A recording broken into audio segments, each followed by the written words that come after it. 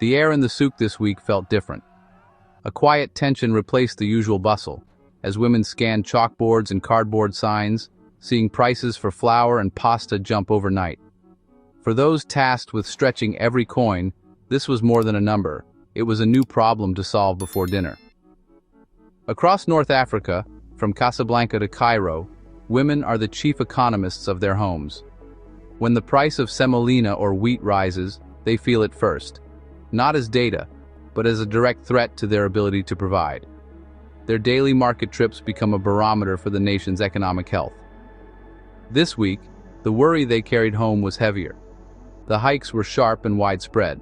A bag of pasta in Tunis, bread for school lunches in Algiers, all suddenly more expensive. These small shocks, multiplied by millions, reveal a deep vulnerability. The stability of the home is tied to global supply chains, a reality felt most acutely by the women who manage the hearth. The unspoken price is the anxiety that lingers long after the groceries are put away. This is not just a story of economics, but of daily resilience.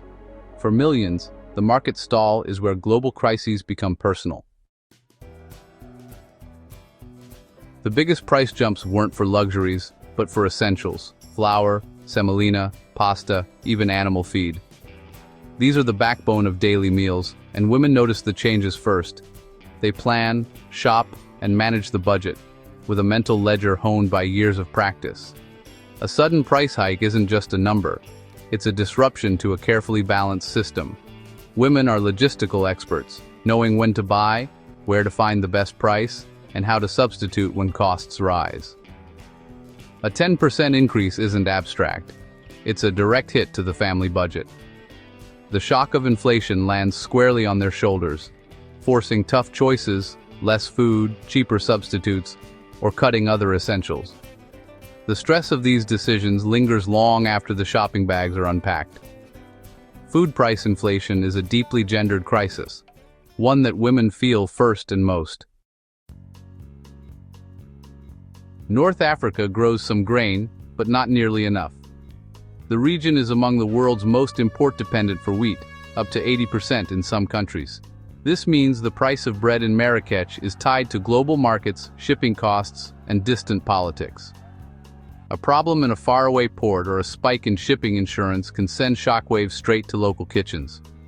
There's little buffer, no big reserves, no fallback. When disruptions hit, the impact is immediate and direct. This dependency is decades in the making, driven by population growth and water scarcity. Subsidies help, but become costly when global prices spike. The price of daily bread is largely out of local control, leaving millions exposed to global volatility. This week's price spike was triggered by a perfect storm of delays. Grain shipments to North African ports were held up. Congestion, inspections, and new insurance rules slowed everything down. At the ports, bottlenecks made unloading even slower. Grain sat in harbors, unable to reach mills and markets. Traders, fearing scarcity, raised prices preemptively, not because of a true shortage, but out of anxiety. The cost of bread now included not just wheat and labor, but shipping delays, port congestion, and fear. A minor supply chain hiccup became a sharp price shock for millions. In a system with no room for error, small problems quickly snowball. Ordinary people pay the price for disruptions they can't see or control. The lesson: in a fragile system, fear itself becomes a commodity, and it's the consumer who pays. North Africa's food security is tied to the Black Sea, home to major exporters like Russia and Ukraine. Any instability there, political, logistical, or even rumor, sends ripples through global markets. Traders react instantly, shifting contracts, raising prices, and hedging bets. This week, logistical delays were magnified by anxiety over the Black Sea corridor. Even a minor dispute or storm can mean higher bread prices in Cairo. Insurance costs rise, hoarding begins, and sellers demand more to cover risk. The region's food supply is hostage to distant events and speculation. In this volatile system, fear and rumor are as powerful as actual shortages. When prices spike, Women bear the brunt. They stretch meals, reduce portions, and quietly sacrifice their own nutrition for their families. The emotional toll is heavy. Every shopping trip is a source of anxiety. Every meal a calculation. Many shield their families from the full extent of the crisis, carrying the stress alone. Some take on extra work, adding to already demanding responsibilities. The loss isn't just financial. It's time, health, and dignity. Social pressure adds another layer. Not being able to serve traditional dishes or host as before can feel like a personal failing. The data shows a price increase.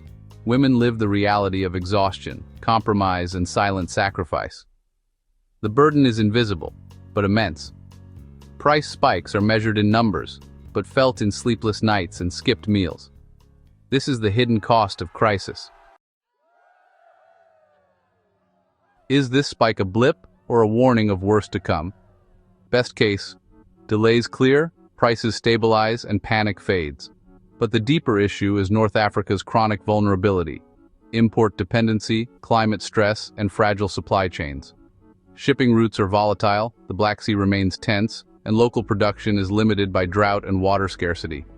Even a good harvest can't shield the region from global shocks. This week was a stress test, and the system failed.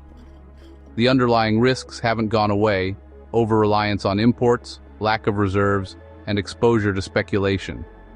Dismissing this as a one-off would be a mistake. It's a fire drill for a much larger crisis. The model of food security is unsustainable and exposed. The warning is clear. Without change, the next shock could be far worse.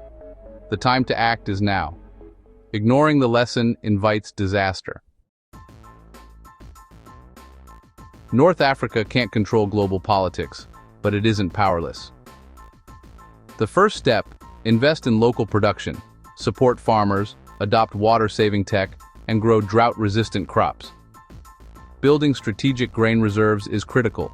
A national stockpile can stabilize prices during disruptions. Social protection must target those most affected, especially women, through cash transfers or food vouchers. This empowers families to cope, rather than relying on broad, inefficient subsidies. Transparency in the supply chain is vital. Monitor prices, discourage hoarding, and hold middlemen accountable. These solutions require investment and political will, but the cost of inaction is far greater. Hunger, stress, and instability are the price of doing nothing. Resilience is possible, but only with decisive action. The lesson of this week must not be wasted. This week's crisis exposed the region's and women's vulnerability, but knowledge is a powerful tool. When women understand the global forces at play, they can respond, share strategies, and demand action. Accessible information transforms fear into empowerment. Economic news must reach those most affected, in language they understand. Informed women become advocates, not just victims. Food is the foundation of stability. Protecting it requires resilience and understanding. By arming ourselves with knowledge, we face the future with purpose, not fear. Together, we can build a system that honors and supports those who feed our nations. Knowledge is our shield.